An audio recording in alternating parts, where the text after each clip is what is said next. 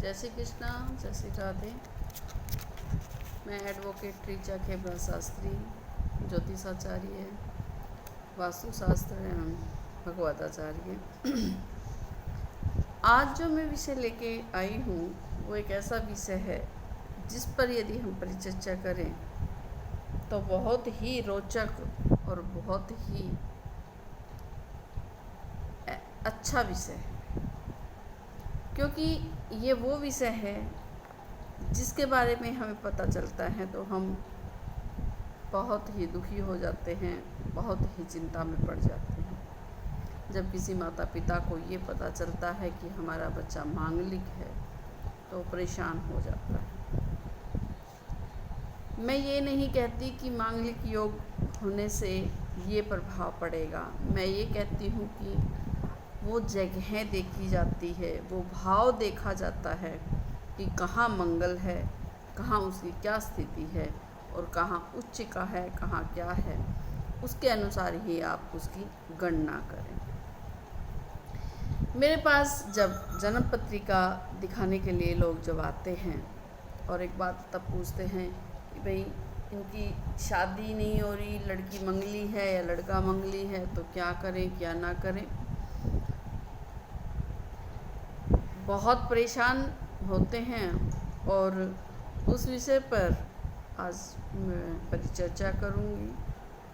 हो सकता है कि इतना ज्ञान तो नहीं है, लेकिन फिर भी ज्योतिष मर्मज्ञ जो वृद्ध मेरे हाथ सर पे रहा है, उन्होंने जितना मुझे ज्ञान दिया है, मेरे गुरु ने, आज मैं कोशिश करती हूँ कि आपके साथ भी मैं उस ज्ञान को बांटूं ताकि आप लोग भी उस चीज़ से भयभीत ना हो। क्योंकि मंगल दोष यदि होता है तो हर स्थिति में अलग अलग प्रभाव डालता है कि कहाँ हो तो क्या प्रभाव डालेगा, कहाँ हो तो क्या डालेगा। आज उसी विषय को लेकर मैं आपके सामने अपना एक नया वीडियो लेके आई हूँ। आशा है इस वीडियो को आप ध्यान से देखेंगे। ज्योतिष ग्रंथों में मांगलिक एक छोटा सा विवेचन एक श्लोक के माध्यम से किया है। कहते हैं, लग्ने वये च पाताले जामित्रे च अष्टमे कृते कन्या भर्तु विनाशाय भर्ता पत्नी विनाश कृते। पहली बात तो ये है कि इस श्लोक में ही सब कुछ है और इस श्लोक को यदि हम समझते हैं तो बहुत से ज्ञान को हम प्राप्त कर लेते हैं। कहते हैं कि पहले भाव में, चतुर्थ भाव में, सप्तम भाव में, अष्टम भाव में, यदि 12वें भाव में मंगल होता है तो जन्म पत्रिका में मांगलिक दोष उत्पन्न होता है। आज मांगलिक दोष के बारे में ये बताना चाहती हूँ कि भाई यदि प्रथम भाव में मंगल होता तो हमारे पर क्या प्रभाव डालता है, क्या हमारे दाम्पत्य जीवन पे, क्या धन पे, कहाँ पे, स्वास्थ्य पे क्या असर डलता है, उसके विषय में आज मैं बात करूँगी।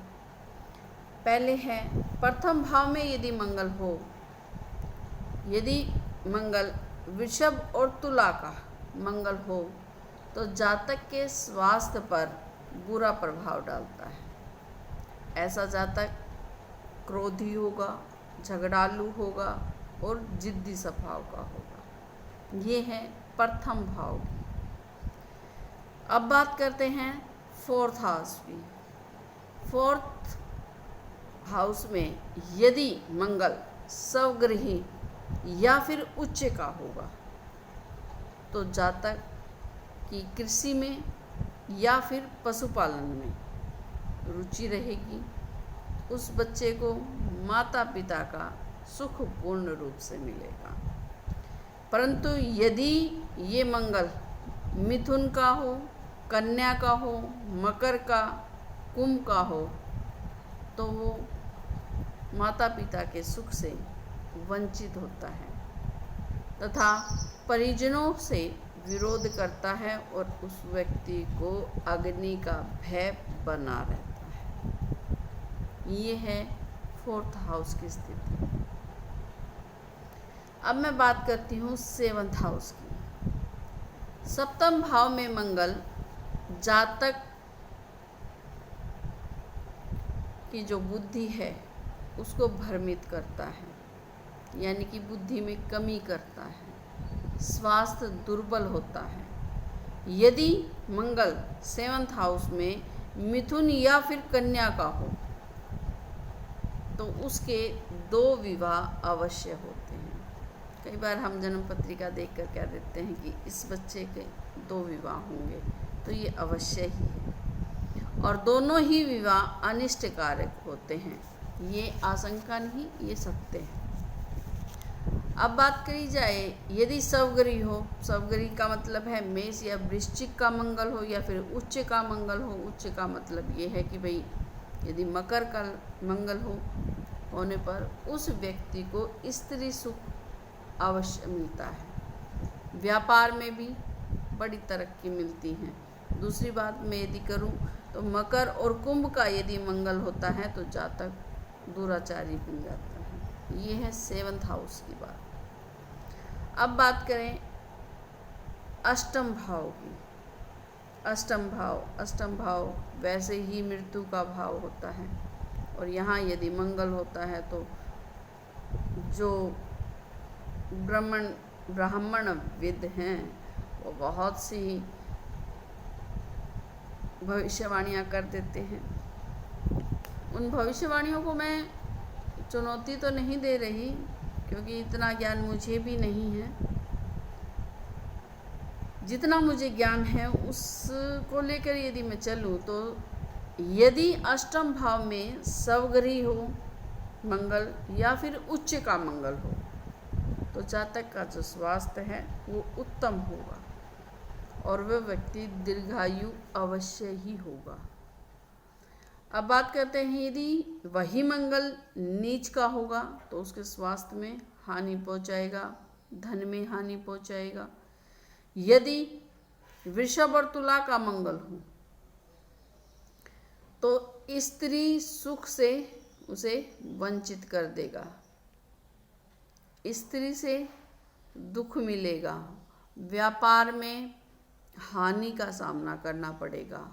यदि सिंह का मंगल होगा, अष्टम भाव में ही यदि सिंह का मंगल होगा तो उसे धन एवं स्वास्थ्य की हानि अवश्य होगी।